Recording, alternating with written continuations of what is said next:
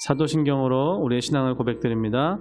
전능하사 천지를 만드신 하나님 아버지를 내가 믿사오며 그 외아들 우리 주 예수 그리스도를 믿사오니 이는 성령으로 잉태하사 동정녀 마리아에게 나시고 본디오 빌라도에게 고난을 받으사 십자가에 못 박혀 죽으시고 장사한 지 사흘 만에 죽은 자 가운데서 다시 살아나시며 하늘에 오르사 전능하신 하나님 우편에 앉아 계시다가 저리로서 산자와 죽은 자를 심판하러 오시리라. 성령을 믿사오며 거룩한 공회와 성도가 서로 교통하는 것과 죄를 사하여 주시는 것과 몸이 다시 사는 것과 영원히 사는 것을 믿사옵나이다. 아멘. 찬송가 305장 나 같은 죄인 살리신 같이 찬양드리겠습니다. 찬송가 305장 같이 찬양드립니다. 나 같은 죄인 살리신 주의 놀라와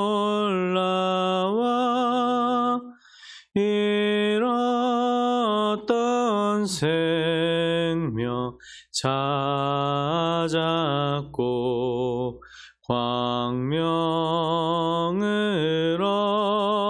얻었네. 큰 죄악에서 건지신 주의 고마워.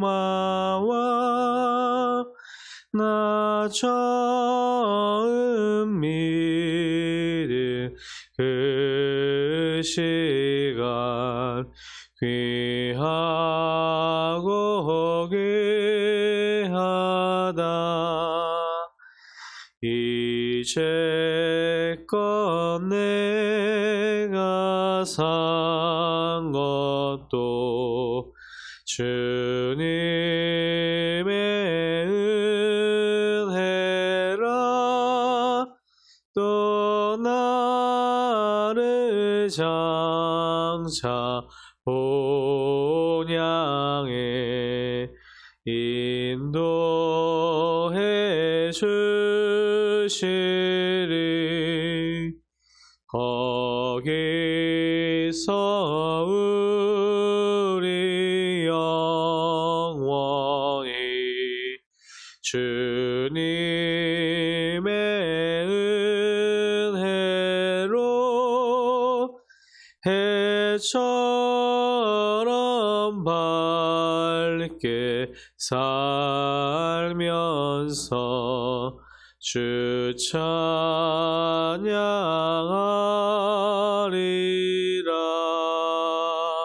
아멘.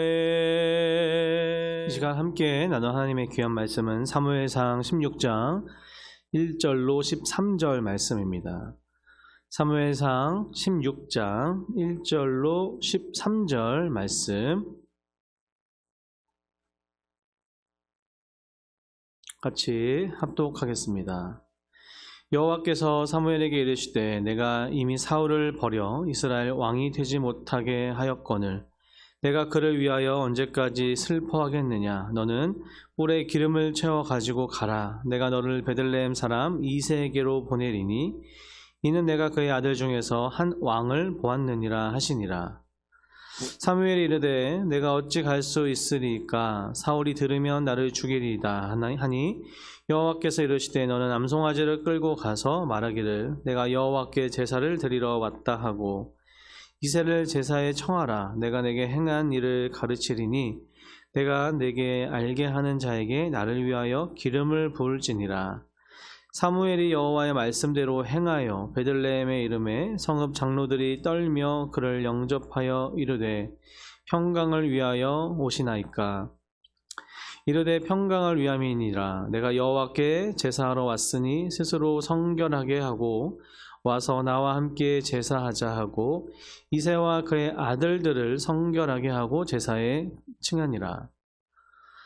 그들이 오매 사무엘이 엘리압을 보고 마을에 이르기를 여호와의 기름 부으실 자가 과연 주님 앞에 있도다 하였더니 여호와께서 사무엘에게 이르시되 그의 용모와 키를 보지 말라. 내가 이미 그를 버렸노라. 내가 보는 것은 사람과 같지 아니하니 사람은 외모를 보거니와 나 여호와는 중심을 보느니라 하시더라. 이새가 아비나답을 불러 사무엘 앞을 지나가게 하매 사무엘이 이르되 이도 여호와께서 택하지 아니하셨느니라 하니 이새가 산마로 지나게 하매 사무엘이 이르되 이도 여호와께서 택하지 아니하셨느니라 하니라. 이새가 그의 아들 7을 다 사무엘 앞으로 지나가게 하나 사무엘이 이새에게 이르되 여호와께서 이들을 택하지 아니하셨느니라 하고 또 사무엘이 이새에게 이르되 내 아들들이 다 여기 있느냐? 이새가 이르되 아직 막내가 남았는데 그는 양을 지키나이다. 사무엘이 이새에게 이르되 사람을 보내어 그를 데려오라. 그가 여기에 오기까지는 우리가 식사 자리에 앉지 아니하겠노라. 이에 사람을 보내어 그를 데려오매 그의 빛이 붉고 눈이 빼어나고 얼굴이 아름답더라. 여호와께서 이르시되 이가 그니 일어나 기름을 부으라 하시는지라. 사무엘이 기름불 병을 가져다가 그의 형제 중에서 그에게 부었더니 이날 이후로 다윗이 여호와의 영에게 크게 감동되니라. 사무엘이 떠나서 라마로 가니라. 아멘. 이 시간 함께 읽은 본문 말씀으로 중심을 보시는 하나님, 중심을 보시는 하나님이라는 제목으로 함께 말씀을 나누려고 합니다. 4월의 첫째 주 주일입니다. 어느덧 봄이 돼서 거리마다 꽃이 피고 울긋불긋 또 옷을 갈아입는 것을 보면서 우리는 창조주 하나님의 그 살아계심과 또 역사하심을 보게 됩니다. 특히 이번 주는 종료주일이고 또 한 주간 고난주간으로 또 보내게 되는데 우리가 늘 십자가를 묵상하며 또 은혜를 생각해야 했지만 특히 이번 한 주간만큼은 특별하게 정말 우리가 그 십자가의 은혜와 그 예수 그리스도의 그 가셨던 길을 묵상하면서 또 특세에 함께하면서 또 그 은혜에 푹 빠지는 또 깊이 또 경험하는 저와 여러분들에게 간절히 소원합니다. 4월에도 3월에 이어서 사무엘상과 또 잠언 말씀을 통해서 은혜를 나눌 텐데 오늘의 본문은 지금까지 우리가 살펴봤던 내용하고 좀 다른 또 새로운 국면으로 전환이 된다고 할 수 있습니다. 사무엘상은 이스라엘 역사 가운데 사사들이 통치하던 사사 시대로부터 왕이 통치하던 이 왕정 시대로 전환되는 또 역사를 보여주는데 9장에서는요 마지막 사사인 사무엘에서 사울로 이스라엘의 통치권이 전환되었다면 이제는 16장에 오늘 우리가 읽었던 본문을 시작으로 사울에서 다윗으로 이스라엘의 통치권이 전환되는 것을 우리는 볼 수 있습니다. 왕정이 세워지면서 또 진행되는 과정을 살펴보면서 우리가 무엇보다 기억해야 되는 것이 또 잊지 말아야 될 것이 있습니다. 그것이 무엇이냐면 이스라엘은 그동안 왕이 없었던 것이 아니라 왕이신 하나님께서 직접 통치하셨다는 것을 우리는 잊지 말아야 합니다. 그럼에도 불구하고 어떻게 했습니까? 이스라엘 백성들은요 이방인들처럼 자신들에게도 인간 왕을 달라고 요구하게 되고 하나님께서는 하나님 자신을 거역하고 버리는 행위였지만 그 요구를 또 들어주십니다. 결국에는요 인간 왕이 세워지게 되었습니다. 그런데 여전히 변하지 않는 것이 있습니다. 그것이 무엇이냐면 오직 하나님만이 유일한 왕이시라는 겁니다. 오직 하나님만이 온 세상의 통치자이시고 주인이시라는 사실은 변함이 없습니다. 오늘 우리와 함께 하시는 그 하나님의 귀한 통치가 여전히 이루어지는 것이죠. 오늘을 살고 있는 저와 여러분에게도 이 사실은 진리인 줄 믿습니다. 이것은 우리가 사는 세상을요 부정하고 때로는 거부하는 방식으로 선포되는 것이 아니라 우리가 이 땅에 발 붙여서 살아가고 있지만 이 땅과 이 세상에 속한 사람들이 아니라는 것을 알려줍니다. 저와 여러분은 우리는 하나님의 자녀이고 하나님 나라의 시민으로 하나님께 속한 사람들이라는 것이 오늘 우리의 존재의 이유이자 우리의 정체성인 것이죠. 저와 여러분에게는요 영원한 본향이 기다리고 계시고 우리의 주인이시자 왕이시자 아버지이신 하나님이 함께 하시는 것입니다. 사무엘상 앞부분에서 계속 살펴봤던 것처럼 인간의 요구로 세워진 왕이 사울이었다면 두 번째 왕은 어떻게 세워졌을까요? 16장 1절에 바로 그것이 시작이 됩니다. 하나님께서 어떻게 이야기하세요? 사울을 이제 버렸다라고 얘기하시는 게 1절에도 나오는데, 성경에서 보면 특별히 사무엘상에서 총 세 번째인데 앞에 두 번째도 하나님께서는 사울을 이미 버렸다고 말씀하시는 장면이 나옵니다. 13장 8절에서 14절에 보면 사울이요 선지자 사무엘의 제사 행위를 침해했을 때 사울을 기다리지 못하고 하나님께 스스로 또 제사를 드리는 장면이 있었습니다. 그때 하나님께서는 사울을 버렸다라고 얘기하셨죠. 그리고 15장에서 보면 사울이요 하나님의 말씀에 절대적으로 순종하지 않고 어떻게 해요? 아말렉을 진멸하지 않았던 그런 장면이 있었습니다. 그때도 하나님께서는 사울을 버렸다고 말씀하십니다. 그러니까 하나님의 편에서 보면 계속 사울에게 기회를 주시고 계신 건데, 또 기다려 주시고 계신 건데 어떻게 해요? 사울은 계속해서 실수하고 범죄하고 하나님 앞에서 너무나 큰 죄를 범하게 되는 것이죠. 우리가 생각해 보면, 가끔 보면 우리가 오해하고 있는 하나님에 대해서 이런 생각이 좀 있습니다. 하나님은 인정사정도 없는 분이고 심판하시는 분이고 벌을 내리시는 그런 무선분으로만 생각하는 겁니다. 잘못하나 잘하나 마치 감시하시는 하나님처럼 매를 항상 준비하고 계셔서 잘못하면 곧바로 응하시고 응징하시는 하나님이라고 생각하지만 그것은 오해입니다. 만약에 저와 여러분이요 죄 지은 대로 하나님께서 심판을 즉각적으로 하셨다면 저와 여러분이 어떻게 이 자리에서 함께 예배할 수 있겠습니까? 이 세상에 아무도 살아남지 못할 것입니다. 하나님께서는 어떻게 하십니까? 계속 심판을 미루고 계시죠. 지금도 여전히 미루고 계십니다. 모든 사람이 하나님께 돌아오기를 계속 기다리고 계신 것이죠. 하나님은 자비하십니다. 긍휼이 많으시고 사랑이 많으신 하나님이십니다. 하나님께서는 기다려주시고 인내하시고 계속 기회를 주십니다. 사울에게도 그렇게 하셨지만 사울은 결국에 하나님의 앞에서 너무나 큰 범죄를 저질렀고 반복되었고 또한 돌이킬 수 없는 상황까지 간게 된 것이죠. 그래서 하나님께서는 계속 사울에게 기회를 주심에도 불구하고 사울을 버리시는 그런 상황이 생긴 겁니다. 오늘의 본문에서 보면 사울의 이 범죄함과 실패를 옆에서 누구보다 가까이 지켜봤던 사람이 바로 사무엘이었는데, 사무엘이 어떻게 하고 있었습니까? 슬퍼하며 애통하고 있었습니다. 하나님께서 그런 사무엘에게 또 찾아오세요. 먼저 찾아오시고 또 새로운 사명을 주십니다. 그것이 무엇이었습니까? 사울이 아니라 새롭게 왕을 하나님께서 선택하셨으니까 그 왕에게 기름을 부으라는 하나님의 귀한 왕을 세우는 사명이었습니다. 이 3절에 계속 이야기하죠. 사울이 통치하고 있는 시기에 다른 왕을 세운다는 것은 사무엘에게 있어서는 너무 위험한 일이었습니다. 신변의 위협을 느끼는 일이었기 때문에 하나님께서는 또 계속 지혜를 주세요. 그러면서 그 방법들을 이야기해 주시죠. 여호와께서 이르시되 2절에 보니까 암송아지를 끌고 가서 말하기를 내가 여호와께 제사를 드리러 왔다 하고 하면서 이새의 가정에 이새의 또 집으로 사무엘을 보내시는데, 이 부분은 단순히 사울을 속이기 위함만이 아니라는 것입니다. 단순히 사울의 위험과 또 새로운 왕에게 기름을 부으는 과정에서 또 안전을 위해서 속이고 거짓말하시는 하나님이 아니라 이 안에서는 하나님께서 무엇보다 예배를 통하여서 또 사람을 세우기 원하시고 또한 그런 상황 가운데서도 사무엘을 사랑하시는 하나님께서 안전으로 인도하시는 것이죠. 그렇게 해서 사무엘은 하나님의 말씀에 순종하며 이새의 집으로 갑니다. 6절부터 13절에 계속 보면요, 사무엘이 하나님께 제사를 드리고 나서 그 자리에 이새의 아들들을 부르게 됩니다. 그런데 여기서부터가 우리가 또 오늘 본문에서 또 우리가 중심적으로 지켜봐야 할, 또 마음에 새겨야 할 본문이 나오죠.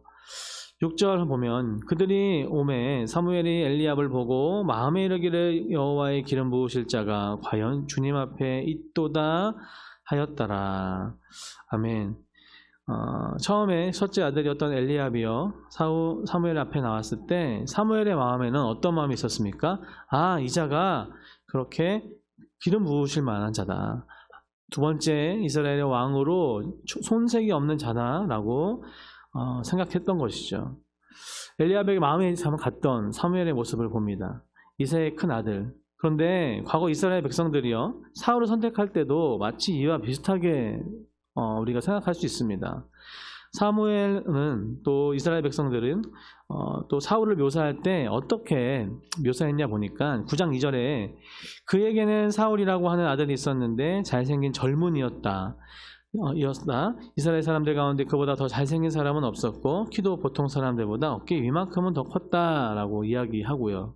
10장 23절 24절에서도 사울을 묘사하는데 어떻게 묘사하냐면 사람들이 달려가서 거기에서 그를 데리고 나오는데 그가 사람들 가운데 섰는데 다른 사람들보다 어깨 위만큼 키가 컸다라고 이야기하고, 또 사무엘이 온 백성에게 말할 때요, 주님께서 뽑으신 이 사람을 보라, 온 백성 가운데 이만한 인물이 없다라고 선포하게 됩니다.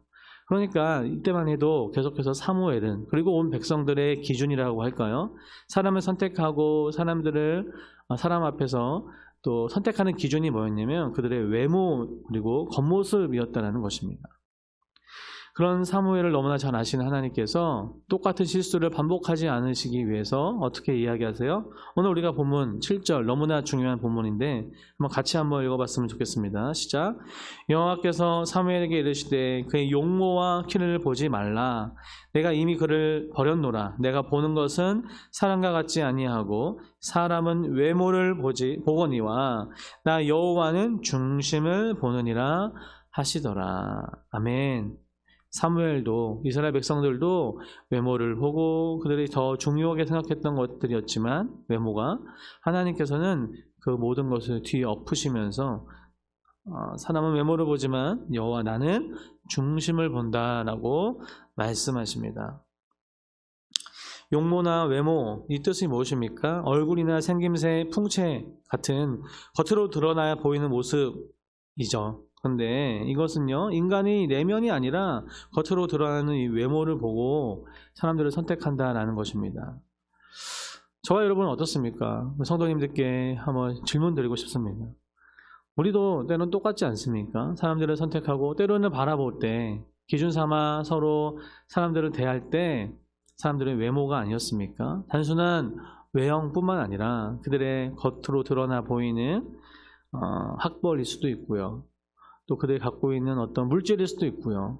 그들이 갖고 있는 겉모습뿐만 아니라 그들의 배경일 때가 많이 있다는 거죠. 그런데 하나님께서 명확히 이야기하십니다. 그런 것이 아니라 내가 사람을 또한 보는 관점은, 선택하는 관점은 그런 것이 아니라 중심이다라고 말씀하십니다. 중심이라는 단어는 히브리어로 레바브라는 뜻인데 이 뜻은 마음이라는 뜻입니다. 인간의 내면 세계를 가리키죠. 사람을 판단하는 기준에 있어서 인간의 기준과 하나님의 기준은 전혀 다른 것입니다.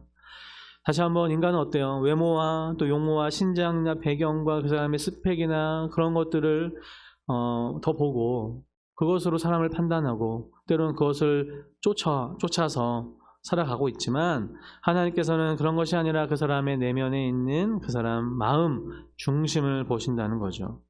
그들의 인격을 보시고 겸손과 신앙과 또 진실함과 그들의 인격을 보시는 하나님이시라는 겁니다. 하나님 앞에서는 어느 누구도 어떤 것도 숨겨질 수가 없는 것이죠. 결국에 어떻게 되었습니까? 이새의 아들들 중에서 하나님께서는 분명히 이새의 아들 가운데 하나님의 왕으로 세울 사람이 있다라고 말씀하셨는데, 모든 아들들이 다 지나갔을 때 어떤 거예요? 7명의 아들들이 다 지나가자 아마 사무엘은 당황했을 것 같습니다. 그러면서 물어봅니다. 이게 다인가? 이 아들 말고 또 다른 아들이 있냐라고 했을 때 저기 막내 아들을 이야기합니다. 그런 결국엔 이새를 통하여서 막내 아들을 데려오게 하고, 결국에 이 마지막 아들이었던 이 다윗이 하나님 앞에 합당한 기름 부음 받은 왕이 또 아들이 된 것이죠. 말씀을 좀 정리하면서 마치려고 합니다. 계속해서 사무엘을 통하여서 사울이 하나님께 어떻게 보면 버림받아지는 장면을 보았습니다. 사울에게 계속 기회를 주시고 또 하나님께서 기다려 주셨지만 결국엔 사울은 하나님 앞에서 범죄함으로 결국에는 하나님 앞에서 버림을 받게 됩니다. 그렇지만 사울이 인간의 기준과 또 사무엘도 아마 그 안에 속해 있을 텐데 그 기준으로 삼았을 때 어땠습니까? 그의 외모였습니다. 출중한 외모. 그렇지만 하나님께서는 무엇이라 말씀하십니까? 사람은 외모를 보지만 나 여호와는 중심을 본다라고 말씀하시면서 그 기준에 합당했던 이 다윗을 하나님께서는 선택하시고 그에게 기름을 부으시는 것입니다. 그러면서 이제 사무엘상 16장 이후부터는 이 다윗이 좀 더 중심적으로 또 수면에 드러나서 이야기가 전개가 되는데 오늘 우리가 기억해야 될 것은 바로 7절이죠. 하나님께서의 기준, 하나님의 선택의 기준, 하나님께서 여전히 우리에게 말씀하시는 기준이 무엇입니까? 외모를 보지 말라라는 겁니다. 하나님의 기준은요, 하나님의 기준은 바로 중심이라는 겁니다. 그러기에 우리의 예배를 받으시는 하나님께서는 우리 중심을 받기 원하시는 것이고 우리가 이 세상 살아가면서 우리는 어쩌면 사람의 외모, 배경 그런 것들을 위해서만 목말라 하며 쫓아갈 수 있지만 정작 우리가 중심으로 또 우리가 정말 무엇보다 기억하고 기도하며 나아가야 되는 것은 우리 마음의 중심이 온전히 하나님께 있기를 그렇게 우리가 하나님 앞에 서 있어야 되는 것입니다. 이사야 53장 2절 3절이 참 많이 생각이 납니다. 고난주간을 보내고 될 텐데 예수님의 외모는 어땠을까라는 겁니다. 예수님의 외모를요 이사야서에서는 이렇게 묘사합니다. 그는 주 앞에서 자라나기를 연한 순 같고 마른 땅에서 나온 뿌리 같아서 고운 모양도 없고 풍채도 없은즉 우리가 보기에 흠모할 만한 아름다운 것이 없도다. 그는 멸시를 받아 사람들에게 버림받았으며 간고를 많이 겪었으며 질고를 아는 자라. 마치 사람들이 그에게서 얼굴을 가리는 것 같이 멸시를 당하였고 우리도 그를 귀히 여기지 아니하였도다. 아멘.